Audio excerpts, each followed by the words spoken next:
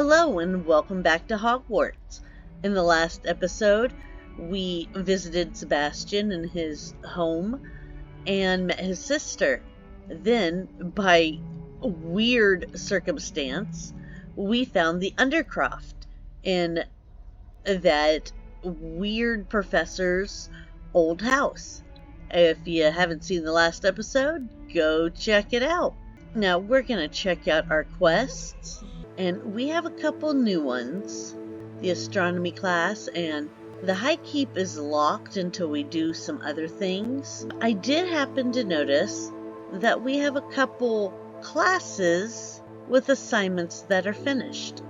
I think we should go and turn in our assignments, before they're late. We also have this In the Shadow of the Bloodline. Sebastian and Omnis were seen arguing in the Great Hall.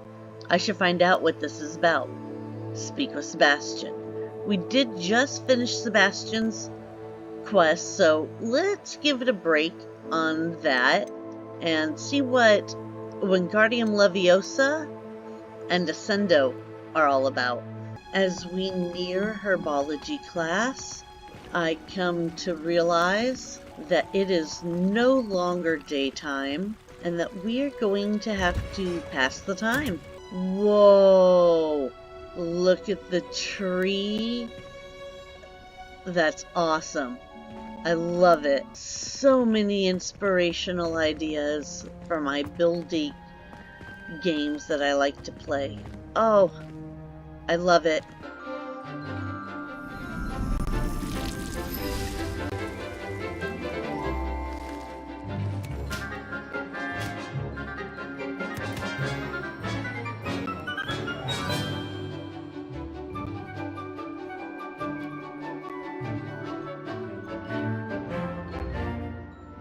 Well, that was a fun class. What did we learn? Alright, Professor Garlic, can I speak to you, please? I've completed my assignments, Professor. Pleased to hear it. Professor Weasley will be too. I'll be sure to let her know how well you're coming along. Thank you, Professor. Professor Hecat tells me she taught you Levioso, so you should be ready for a more advanced levitation charm. Wingardium Leviosa requires a bit of concentration and a nice, graceful wand movement. Let's see you try your hand at it. When executed correctly, you should be able to pick up boulders as though they were sprigs of sneezewort. Okay, let's go. And up, and down, and up. We did it! The levitation charm, Wingardium Leviosa, can levitate and move objects. Control its position with your movement and use FVQE to fine-tune its distance and rotation. Okay, I will definitely forget that, but I will try to remember it. Well done! Feel free to practice Wingardium Leviosa here in the greenhouse. I've set some crates out for you in the next room. In the next room or this room? I see them in this room. Oh, here we go. First, we need to set that to our set of spells. Wingardium Leviosa. You are going to take up that fourth slot up there. Perfect. Wingardium Leviosa. You're a natural. There we go. And we can... Good to know. And I can raise it and lower it.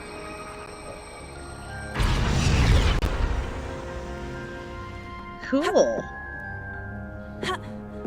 I like knowing that. Was I supposed to stack these up and get up there or something? No, there's a stairwell up there. That was it? Just practice it? Let's see what she has to say. Professor Garlic, a moment of your time? The plants are resting, so now's as good a time as any. I was wondering, what made you want to teach herbology? How lovely of you to ask. I've always had an affinity for greenery, so this situation is a bit of a dream come true. After graduation, I was thrilled to be asked to step in for my old herbology professor. He'd had a slight accident, you see. Oh dear. A shame for him, but it worked out well for you. Well, he never cared. really cared for the plants, and they could sense it. Oh, you'd be surprised how perceptive a plant can be. At any rate, the trouble began one day when he cut into a wigan tree. Unfortunately for him, its leaves were hiding a bowtruckle. You may recall the marvelous creatures that resemble a twig.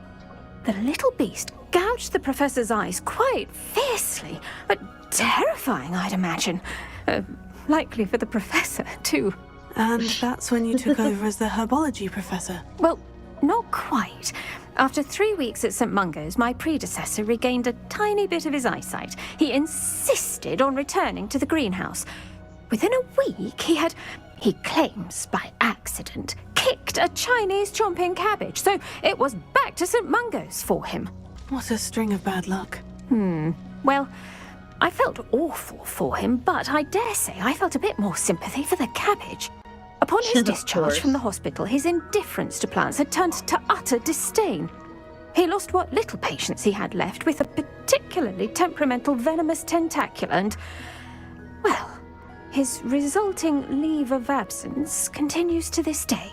I'm glad everything worked out as it did, and that you're the herbology professor now. Very kind of you to say. I do love these gardens and helping my students grow. Lovely speaking with you. Have a wonderful day. Oh, and remember, be kind to your wigan trees. Well, thank you, Miss Garlic. Now that we have finished that, I think it is time, this is the way out, to go to our next class. And that just so happens to be divination. Oh, where am I going?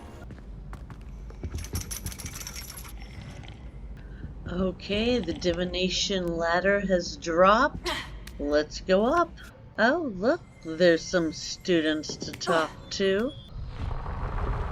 Let's see what she has to say. Oh, class started.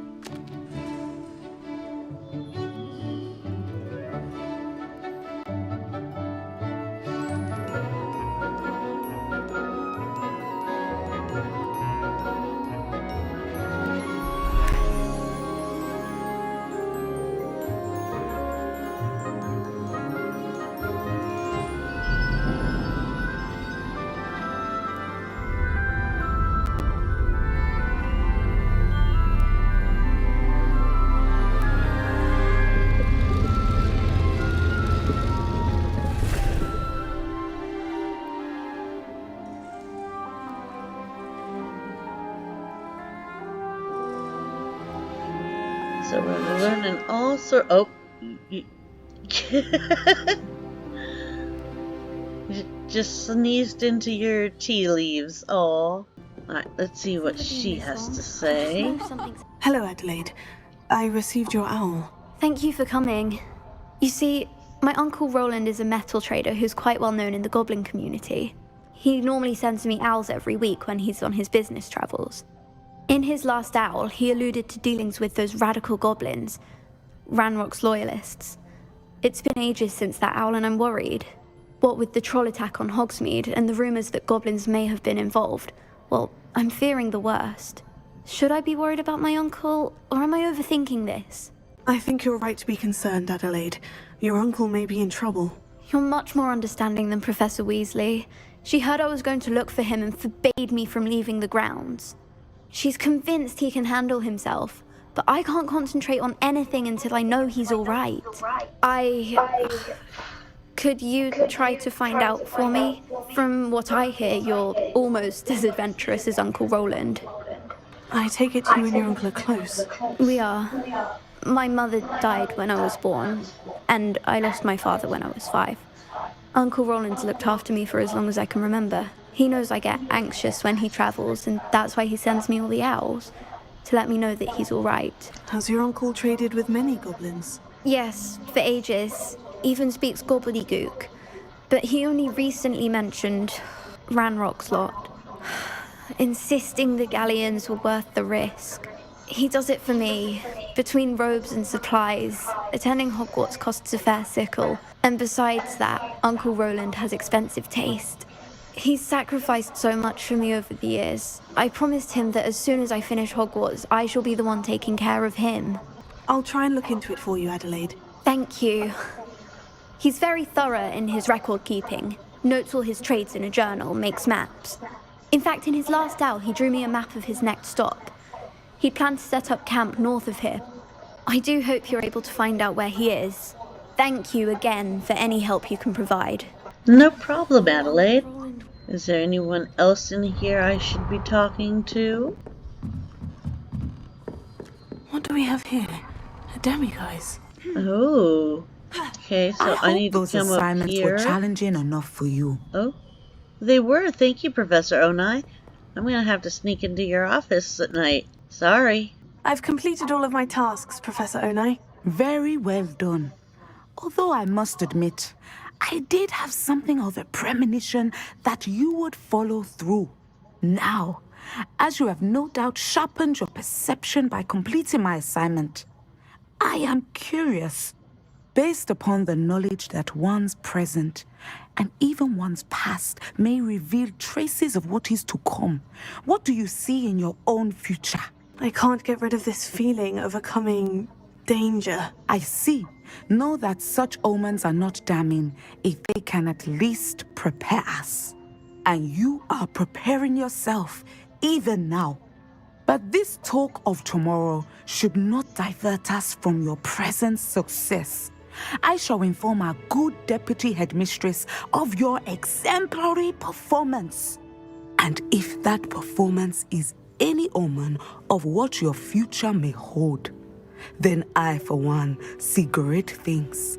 Oh, well, thank you, I Professor. hope Adelaide's Uncle Roland is all right. She seems very worried. Oh, Descendo Adelaide it is. mentioned her uncle's camp We may be need near F Brockborough, and that past the mouse river. and that mouse.